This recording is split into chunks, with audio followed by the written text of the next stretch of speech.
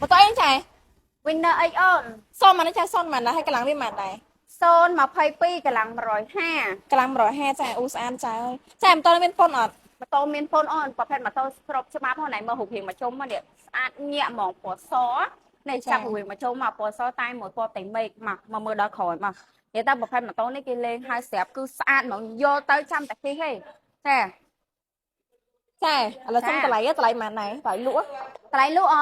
សម្រាប់បងប្អូនដែលគាត់ចាចង់បានជាមួយនៅប្រភេទម៉ូតូ Honda Winner ស៊េរីឆ្នាំ2022លោកជូនបងប្អូនតម្លៃធំតែ2650 2650ចាបន្តែសម្រាប់បងប្អូនចូលមើលក្នុង TikTok ឥឡូវនេះគ្រាន់តែ copy link ឲ្យបេះដូងដាក់ favorite អ្នកមួយ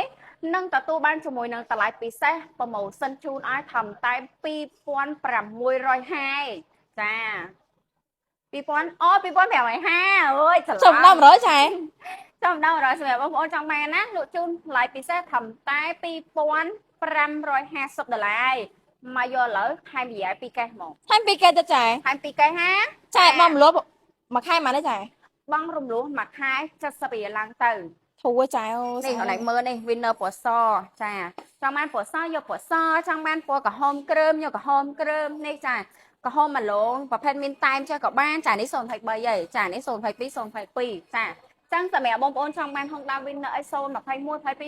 23ចាតែមិនក៏យើងមានដែរសេរីអីក៏យើងមានដែរចាចឹងសម្រាប់បងប្អូនដែលចង់បានម៉ូតូចាតាក់ទងមកលេខ Telegram បងប្អូនបន្តមកណាចាហើយមានចង្អុលអីខាច់ comment សួរបាន